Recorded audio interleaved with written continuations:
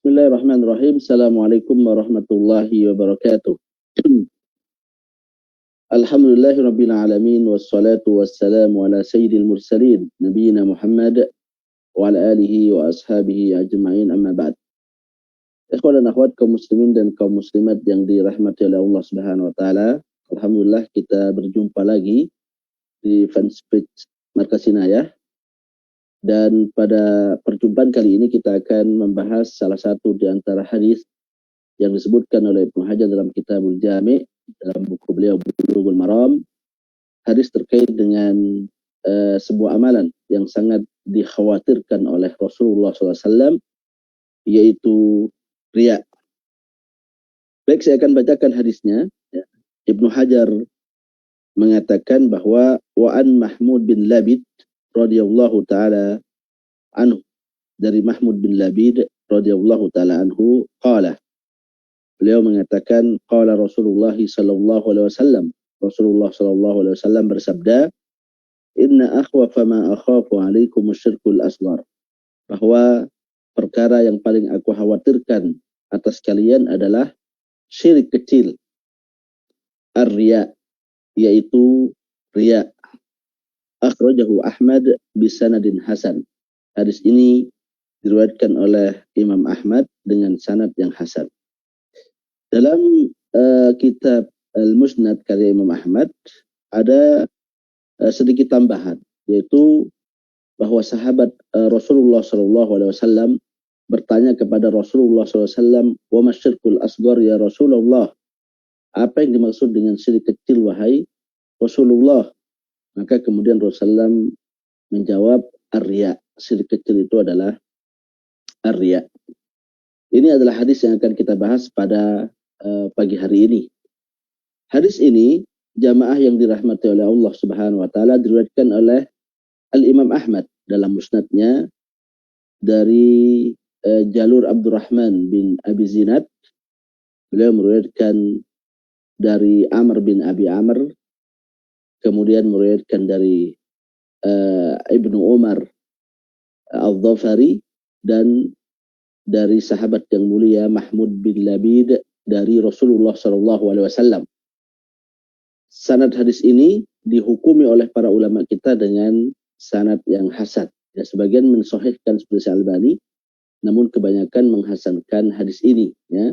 Bahkan Ibnu Hajar tadi juga menghukum hadis ini dengan hadis yang datang kepada kita dengan sanad yang hasan. Akhrajahu Ahmad bisanadin hasan. Hal itu disebabkan karena salah satu di antara perawinya, yaitu Abdurrahman bin Abi Zinad, kedudukan beliau adalah orang yang sadukun, orang yang jujur, ya. Namun hafalan beliau ada sedikit kelemahan ketika beliau datang ke negeri Baghdad.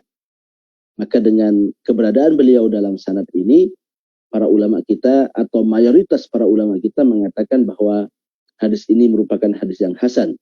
Di antara para ulama kita yang mengatakan hadis ini adalah hadis yang hasan adalah Ibnu Hajar Asqalani sebagaimana kita katakan, kemudian Al-Imam Al-Mundhiri dalam Targhib wa Tarhib, dan juga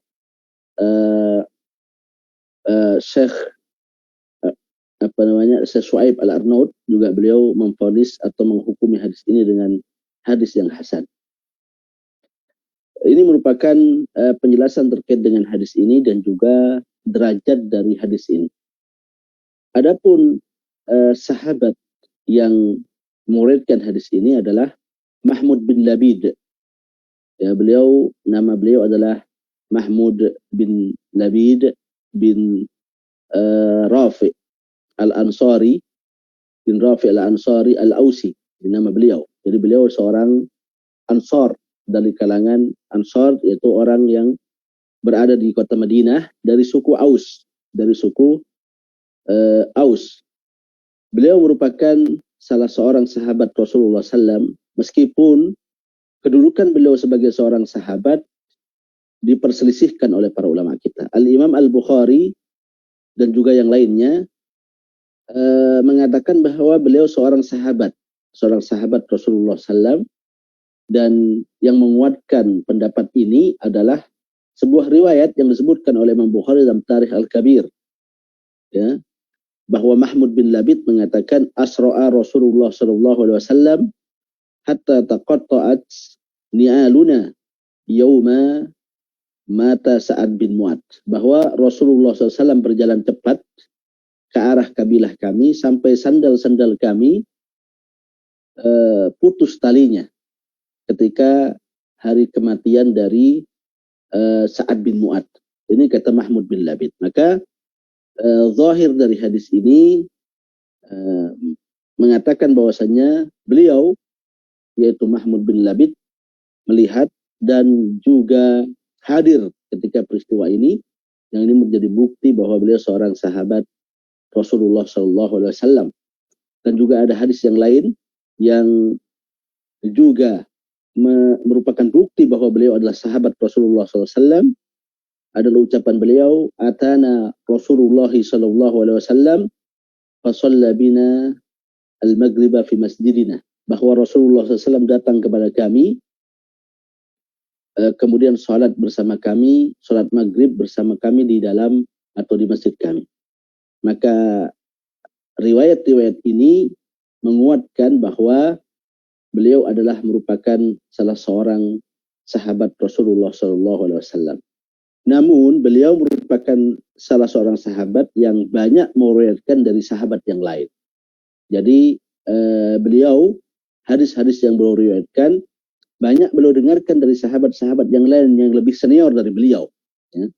Dan ini tidak ada permasalahan. Bahkan dalam ilmu mustalah hadis, hal seperti ini disebut dengan mursal sahabi, ya. Dan mursal sahabi merupakan riwayat yang diterima oleh para ulama-ulama kita, karena semua sahabat udul, ya, semua sahabat itu adil, terpercaya, baik agamanya, dan juga jujur sebagaimana yang dipuji oleh Allah Subhanahu wa Ta'ala dalam Al-Quran dan juga oleh Rasulullah SAW dalam sunnah-sunnahnya.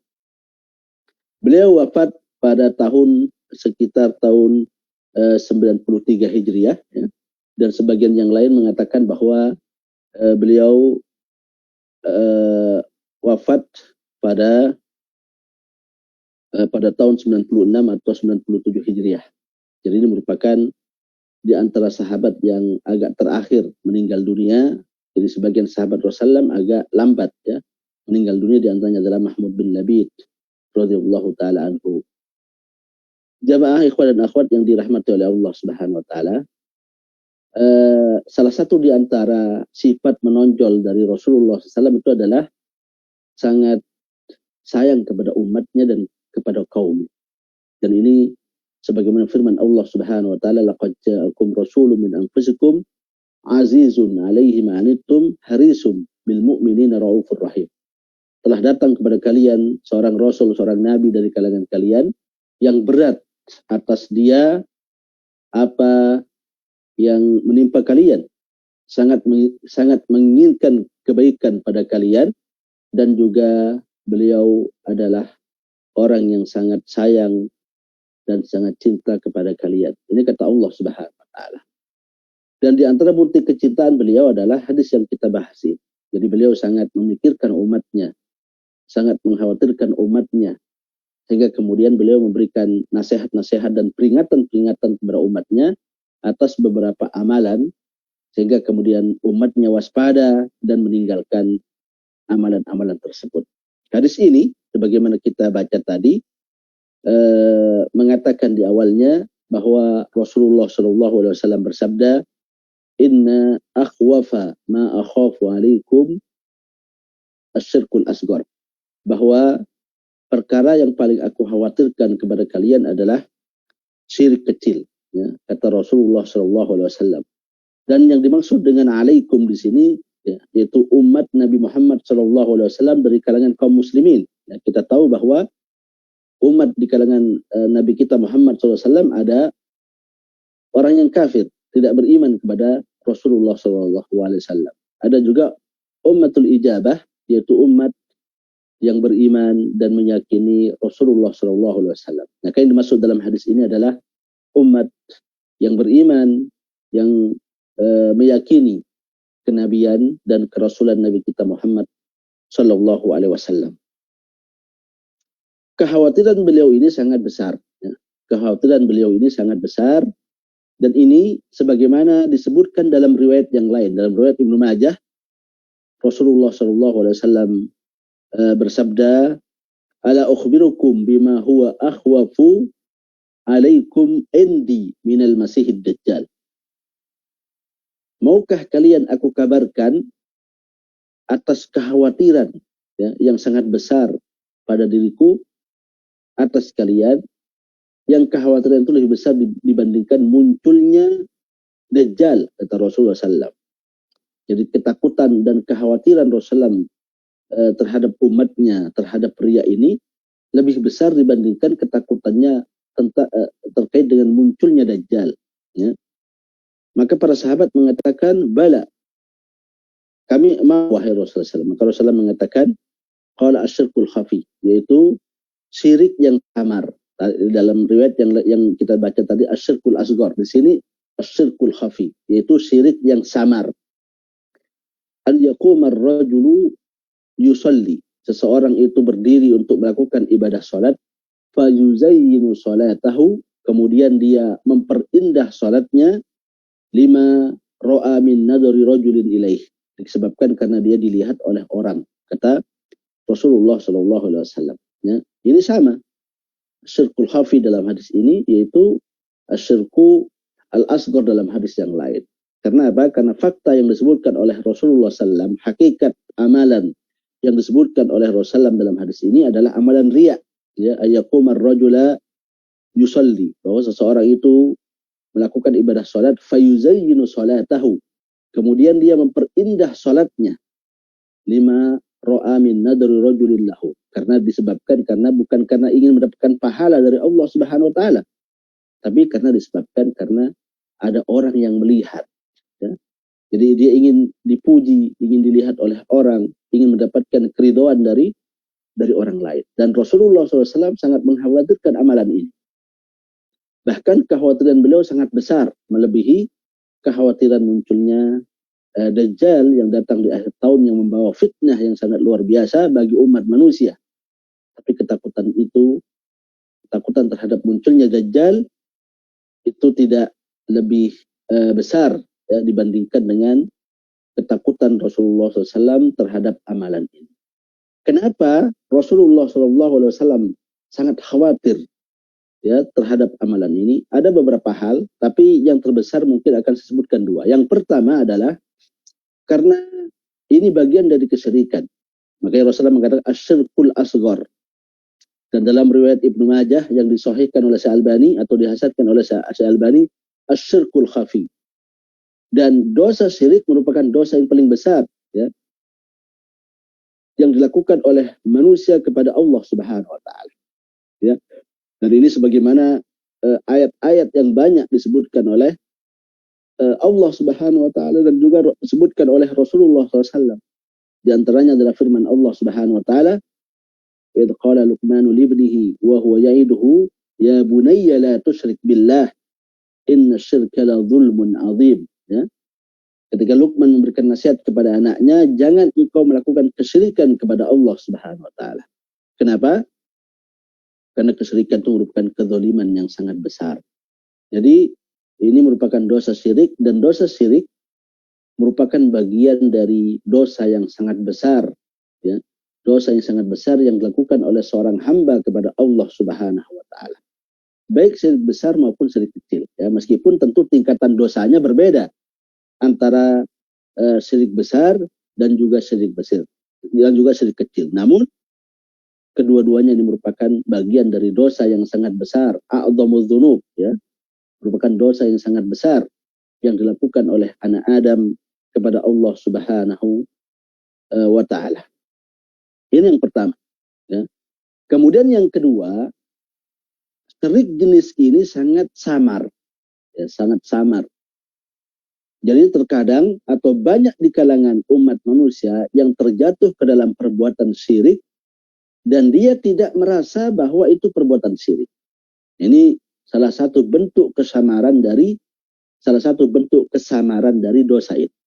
Makanya dalam hadis yang lain yang dari Ibnu Majah yang saya sebutkan tadi itu, Rasulullah SAW menyatakan sebagai asyirkul khafi. Ya karena dia tersembunyi dalam hati, dan juga karena banyak orang yang tidak merasakan dosa ini. Banyak yang terjebak, ya, banyak dari kalangan umat manusia, kaum muslimin maksud saya, yang terjebak ke dalam dosa yang satu ini. Bahkan hampir tidak ada yang selamat dari dosa, tidak ada yang selamat dari kalangan manusia dari dosa yang seperti ini, kecuali yang diberikan rahmat oleh Allah Subhanahu wa Ta'ala. Jadi ini merupakan alasan kenapa Rasulullah SAW sangat khawatir dan sangat takut terhadap dosa ini. Dalam hadis Abu Bakar, Rasulullah SAW menyebutkan bahwa kesyirikan itu dosa yang sangat samar, yang sangat tersembunyi. Ya. Beliau mengatakan, ya Abu Bakar, asyirku fikum akhfa min dabibin namat. Wahai Abu Bakar, dosa syirik yang terjadi di antara kalian itu lebih samar, lebih tersembunyi, ya, dibandingkan dengan langkah kaki semut. Coba kita bayangkan, ya, semut ketika berjalan tidak ada detakan-detakan atau suara kakinya karena sangat lembut, ya, sangat halus, ya, sehingga kemudian kita tidak tahu kalau ada semut yang berjalan meskipun di samping telinga kita. Meskipun di samping telinga kita, kita tidak akan tahu bahwa ada semut yang berjalan. Ya. Karena kehalusan dari langkah kaki semut tersebut. Karena telinga kita adalah telinga manusia yang banyak kekurangannya. Ya. Dan Rasulullah SAW mengatakan bahwa asyirku fikum akhfa min dabibin namal. Kesyirikan, ya, dosa syirik itu terjadi di tengah kalian lebih samar dibandingkan dengan jalannya seekor semut. Walladzi nafsi biyadih, demi zat yang tanganku berada di yang jiwaku berada di tangannya. Asyirku fikum akhfa min dabibin namal. Kesyirikan di antara kalian lebih samar dibandingkan dengan langkah kaki semut. Ini kata Rasulullah SAW. Makanya kita pada zaman ini banyak orang yang terjatuh ke dalam kesyirikan tanpa dia tahu dan tanpa dia merasa. Bahkan dia bela perbuatan. Bahkan mungkin kesyirikan yang nampaknya sangat besar seperti berdoa kepada selain Allah Subhanahu wa Ta'ala. Ya, berdoa kepada penghuni kuburan. Berdoa kepada orang-orang yang dianggap soleh. Ini dianggap sebagai bentuk ketauhidan, sebagai bentuk ibadah kepada Allah Subhanahu. Padahal jelas dia meminta kepada selain Allah Subhanahu wa Ta'ala. Bahkan dalam lafaz doanya juga dia mengatakan wahai fulan, bukan meminta kepada Allah Subhanahu wa Ta'ala. Namun sangat banyak di kalangan kaum muslimin yang terjatuh ke dalam dosa-dosa kesyirikan seperti ini. Apalagi dosa riya, ya, yang berada dalam hati kita, yang senantiasa berubah-ubah, bolak-balik, tentunya lebih samar dibandingkan dengan dosa-dosa kesyirikan yang lainnya yang jauh lebih nampak. Ya, ini dasar kekhawatiran dan ketakutan Rasulullah SAW terhadap umatnya atas dosa ini. Yang pertama adalah syirik merupakan dosa, riya merupakan bagian dari dosa syirik, dan dosa syirik merupakan bagian dari dosa besar, baik itu syirik kecil maupun syirik besar, meskipun ada tingkatan-tingkatan tertentu dari besarnya dosa kesyirikan ini. Dan yang kedua bahwa banyak orang yang terjatuh ke dalam dosa ini karena kesamarannya, ya, karena kesamarannya berada dalam hati, bahkan dia kemudian seakan-akan bagian dari amalan-amalan yang dianggap baik, sehingga kemudian manusia terjatuh ke dalam perbuatan-perbuatan seperti ini, yaitu perbuatan riya, kemudian sum'ah, ya, dan lain sebagainya, yang merupakan bagian dari beribadah kepada selain Allah Subhanahu wa Ta'ala, syirkun niyah, ya, syirik dalam niat, ya, yaitu dia menyandingkan Allah dengan makhluk dalam ketika dia berniat hendak melakukan suatu amalan ibadah. Kemudian ketika para sahabat bertanya, masyirkul asghar, apa yang dimaksud dengan syirik kecil? Ya. Syirkul asghar, ya, syirkul asghar ini adalah syirik kecil. Apa yang dimaksud dengan syirik kecil? Yaitu dosa-dosa yang oleh syariat disebut dengan syirik, ya. Dosa-dosa yang oleh syariat disebut dengan syirik, namun tidak mengeluarkan pelakunya dari cakupan keislaman. Jadi tidak menjadikan seorang murtad atau kufur, namun dia merupakan sarana untuk menuju kepada kekufuran, ya. Sarana menuju kepada kekufuran.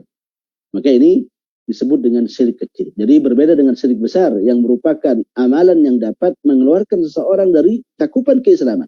Maka syirik kecil adalah amalan-amalan yang dalil-dalil syar'i, nas-nas syar'i menyebutnya sebagai syirik, namun tidak sampai mengeluarkan pelakunya dari cakupan keislaman, cakupan agama Islam, sehingga kemudian dia tetap dianggap sebagai seorang muslim, namun dia merupakan sarana bagi seseorang untuk terjatuh ke dalam syirik besar, ya. Apalagi kalau dilakukan secara banyak, secara intens, ya, dan juga diiringi dengan niat-niat yang bisa memperparah syirik ini, maka dia bisa menjadi syirik besar. Ini merupakan definisi dari syirkul asghar, ya. Perbedaan terbesar dari syirik besar dan syirik kecil adalah syirik kecil tidak mengeluarkan pelakunya dari dosa besar.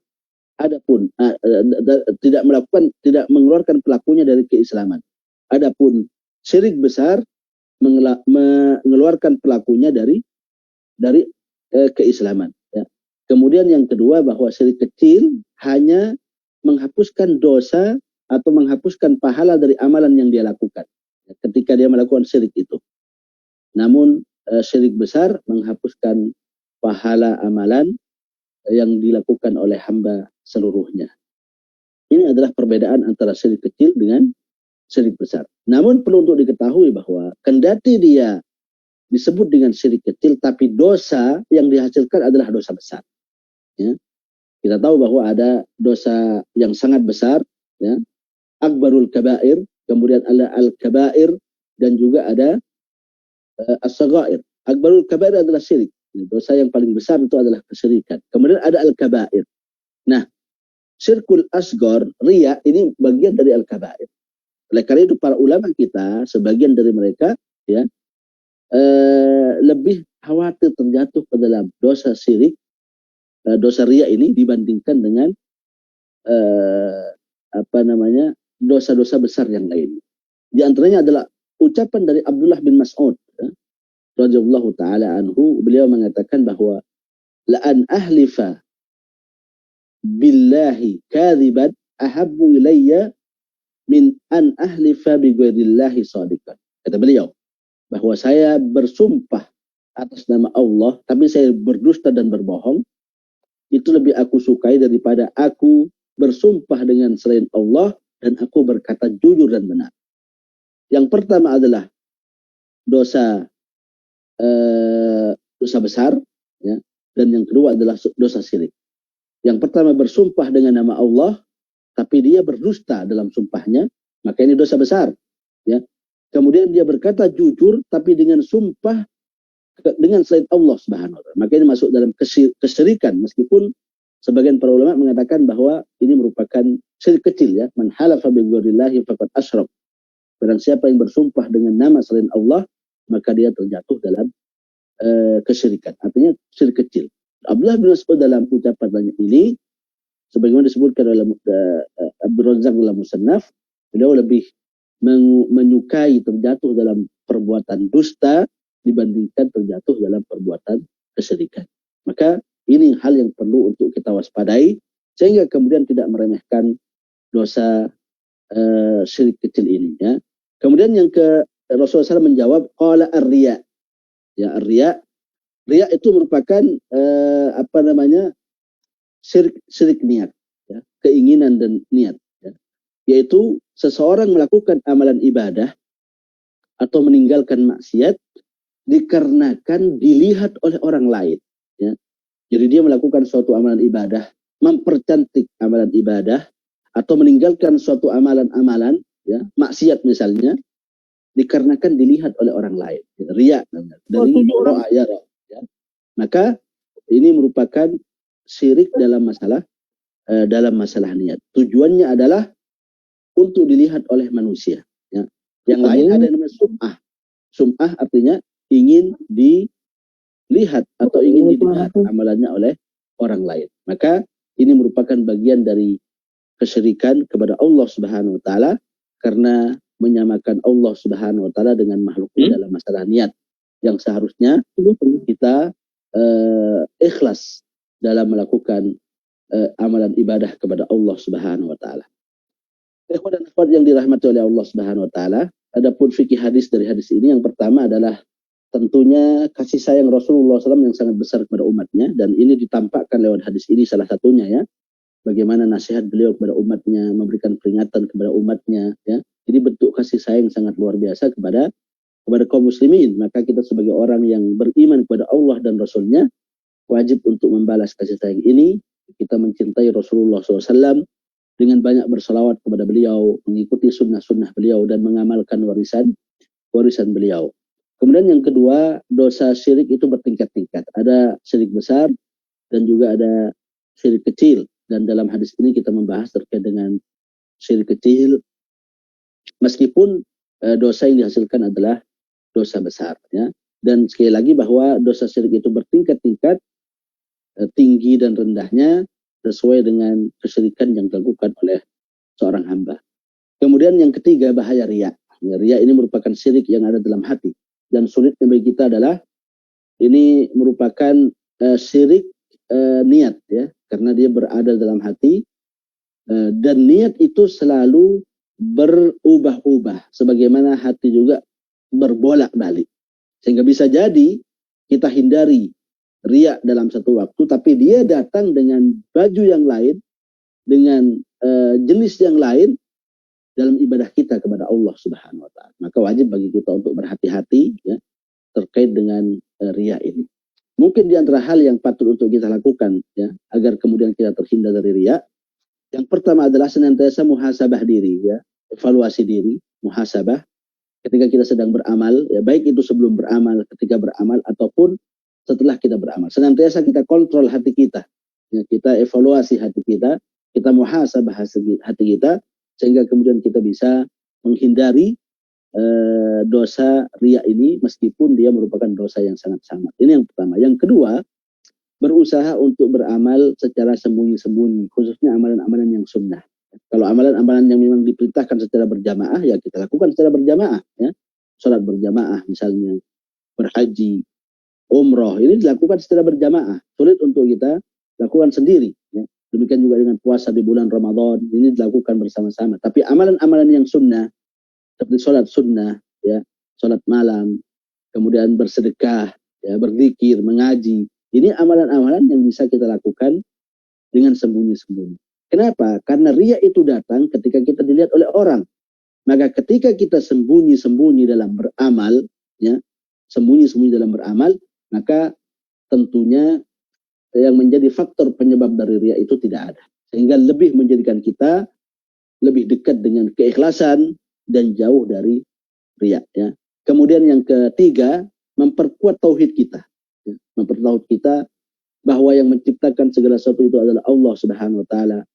Yang memberikan pahala adalah Allah, memberikan dosa adalah Allah, yang punya surga adalah Allah, yang punya neraka adalah Allah. Ini kita perkuat, ya. Ini kita perkuat. Apabila kita perkuat hal ini, maka akan ada dalam hati kita bahwa manusia tidak bisa memberikan manfaat dan mudarat. Sehingga kemudian dia tidak berlaku riya, ya, hanya memberikan ibadah kepada Allah Subhanahu wa taala karena dia yang punya surga, karena Allah yang punya neraka, karena Allah yang memberikan pahala, dan Allah juga yang memberikan dosa kepada kita. Jadi untuk apa kemudian kita riya kepada sesama manusia sedangkan mereka tidak bisa memberikan apa-apa kepada kita. Yang keempat, yang terakhir adalah banyak-banyak berdoa kepada Allah Subhanahu wa taala agar kemudian dijauhkan dari dosa-dosa kesyirikan, ya, yang besar maupun yang kecil, ya. Dan ini merupakan upaya yang sangat luar biasa apabila kita sering berdoa kepada Allah Subhanahu wa taala, Allahumma ja'alni minal mukhlisin, jadikan aku sebagai hambamu yang ikhlas, ya, dalam beramal kepada Allah Subhanahu wa taala. Dalam ini kita hiasi doa-doa kita dengan doa-doa yang seperti itu. Ini mungkin yang bisa kita bahas pada kesempatan kali ini.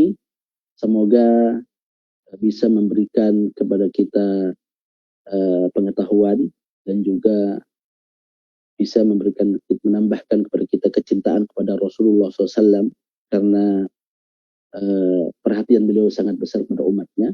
Dan yang terbesar tentunya adalah semoga kita bisa mengamalkan, itu menghindari ya riya dengan cara-cara yang kita sebutkan tadi itu. Semoga Allah Subhanahu wa taala memberikan taufik dan juga memberikan rahmatnya kepada kita. Wassalamualaikum warahmatullahi wabarakatuh.